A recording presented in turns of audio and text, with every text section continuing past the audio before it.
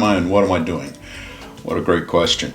My name is Rob Powell, and I am in my mid-50s, and I'm embarking on the next half of my life, if you will. I consider this pandemic kind of a halftime of life, and it happened at a good time because it allowed me to get some priorities rearranged, focus on things that really matter to me. Teaching is one, my company Cardinal Capital is another, and really focus on what's important and get things done. Use that time constructively.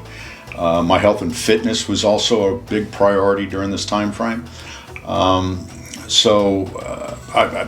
been blessed to be brought up with some wonderful mentors and role models that always thought that, sure, why can't you do something?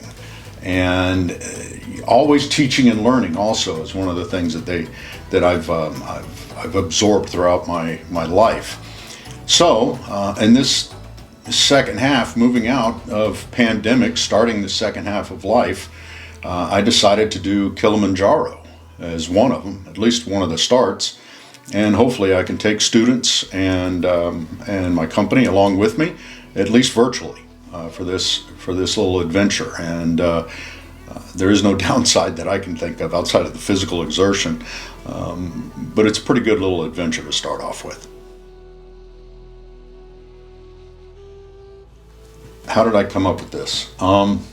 It's a funny story. I sit on a board for a wonderful organization called Spare Key. It's a national nonprofit.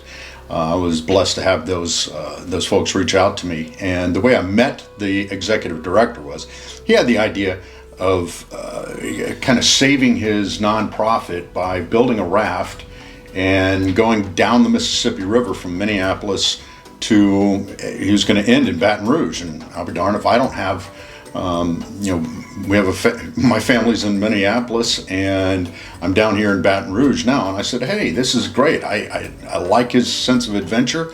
So I reached out to him and I said, that's the kind of guy I want to know, somebody who's willing to do that. And I learned about his story, and we became, email friends and text friends. And I met him when he landed in Baton Rouge. He eventually asked me to sit on his board, which I was honored to do so. But he and I were talking briefly, just about different ways, different mechanisms to bring attention to the nonprofit, to Spare Key. And he had mentioned Kilimanjaro, that he was going to do Kilimanjaro at some point, or at least that was on the list of things to do, possibilities to bring attention again to Spare Key. And that resonated with me. It's like a light bulb went on. It's like, wow, let me look into that a little bit. So I spent a couple of weeks diving into it and said, you know what, this is something I can do. Better yet, I can do this as a goal coming out of the pandemic, as a fitness goal, as a live lab, if you will, showing my hospitality students how to plan trips like this, not only from the person taking it, the guest, me taking the trip, but I can also reach out to and find a good a group that's going to be taking me, a tour group, if you will, or guides. And I found a great group of guides. They've been extremely open and allowed me to do everything that I want to do outside of flying drones over there. Apparently the migration, it affects migration habits of the local wildlife in Africa. And, I have no doubt that I'm lower on the food chain there. So that was the idea. It just came across as an afterthought and a comment that the executive director of Spare Key and I had, and it stuck with me. So I planted my flag in the ground and I said, I'm going to go do that.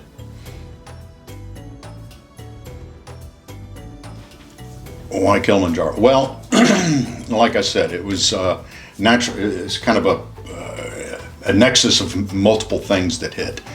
Timing-wise, working it in with students, all these kind of things.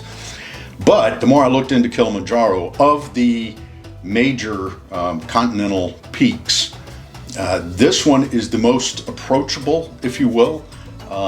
So if you're going to start off with one, this is one that has the least technical skill sets required to go. You still have quite a bit. It's 19,310 feet, and I'm sitting here in Louisiana, arguably 2 feet above sea level here. So this is going to be an adjustment. It already has been an adjustment in terms of my training is concerned. But it is of all of the peaks and of all of the challenges out there in mountaineering, this is probably one of the most approachable, the most accessible ones for a mid-50s-year-old guy wanting to embark on something like this. And plus, that's a continent I have never been to. I've always been fascinated with it. Tanzania is just below Kenya.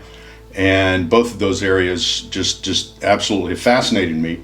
And I've traveled all over the planet, but I have not been to Africa. So that's the other reason. Like I said, there's a nexus of a bunch of these things that have occurred that I'm going to take advantage of. How does this relate to hospitality? It's funny because the university actually asked me that as well. So I had to go back and walk the people who asked me that at the university, walk them through how it does match up with hospitality. Well, in a hospitality business, we study and look at the processes required to take the traveling public on a guided tour or their version of an event or an escape. And this has all of those elements. It has the travel pieces, it has the communication pieces, it has the marketing, has the international components to it, has the cultural components to it, and all of the logistics that surround that. There are hotels, there are stays, there are lodging, there's food, there is the event itself of summiting. There's actually some live events that occur that are culturally unique to the guides and the native folks in Tanzania. So this it fits. And I like telling my students or pushing my students to think far outside of their world. Because right now, they only know what they know. They don't know about these other possibilities that are out there. And if I can get them to walk away with, hey, if he can do it, I can do it too. And then I've won as a teacher, or as an instructor. And if they can think about it, they can do it, right? This trip is, I have to report to the base on October 13th of 2021. And I am flying in 2 days early because I'm flying west to east. The time zone differences are what, in my experience, going west to east is the biggest challenge for me, adjusting to those time zones. And so I'm flying in on the 10th, I believe, and we'll be staying there a couple of days, getting acclimated, nosing around and learning the place, getting comfortable with that. All of my equipment will arrive at the same time, and then it is a 7-day trek up and 2 days down. No, we're not taking a zip line, or we're not taking a fireman's pole or anything like that. It's just easier going down. You don't have to go up and back as much for the acclimatization. So it'll be 7 days. Total trip will be just shy of 2 weeks.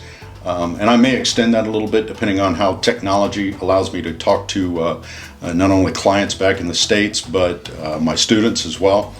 So if I can, I might as well take advantage of it and get some raw footage there and raw content there to share with all the relevant audiences. How do you prepare for this? Well, I'm not sure you can adequately prepare. There are tons of books out there talking about mountaineering and how you need to train, your nutrition,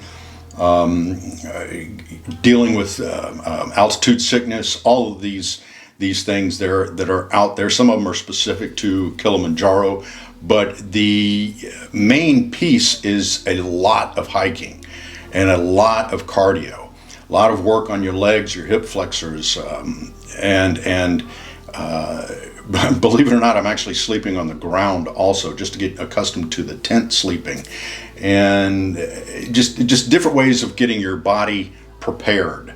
For me, it's a 3 to 5 day workout at the gym. I have two wonderful trainers over there at LA Fitness, which is a local club here in Baton Rouge, that have completely 110% supported me. They've actually done a little bit of homework on how to help me out.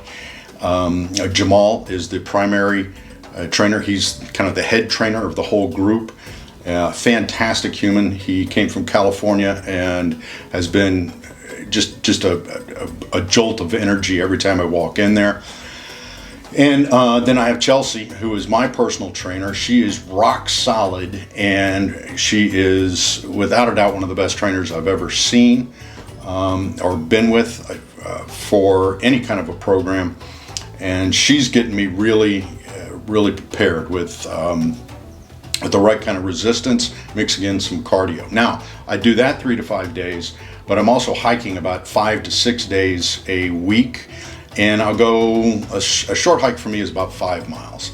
And I can do that in under an hour. I get moving, I really do. But I measure everything I do, from heart rate, recovery, temperature, you name it. So there's quite a bit of prep that goes into this.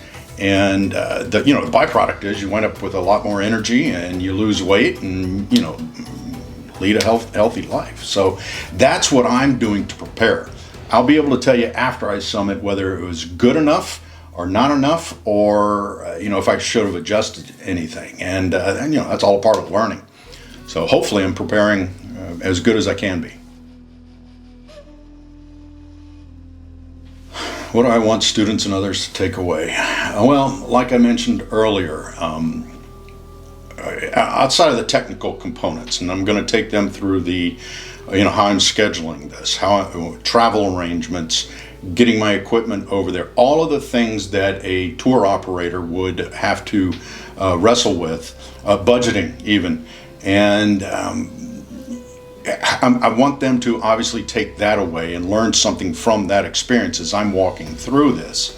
And I'm going to use the students as a de facto tour guide, or a de facto organizer, travel agent, if you will.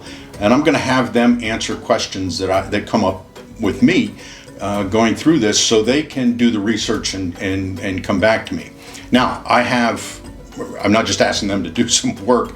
I have these answers already, but I want them to go through the process. So, that's the technical side. But the real takeaway I want from not just my students, but anybody else is, it doesn't matter how old you are, what stage of life you're in, or what geographic area you are located. We live in such a wonderful time that you can do things if you put your mind to it. And the minute we stop thinking that we can't, make a difference, or we can't do something, we quit living. So if my students take away that, hey, yes, there's opportunities outside of my local university area or my hometown, and it's okay as long as I'm smart, I'm safe, and I have the desire to go do something, and I'm confident about it, I can go anywhere on the planet. And I can have all these wonderful experiences that won't do anything but enhance my life and enhance my career. So if I can get that across to the students and any other public, then I think it's fantastic. So that's it. So yeah, follow along, and follow along. It's going to be a great journey and a great start to the second half of my life too.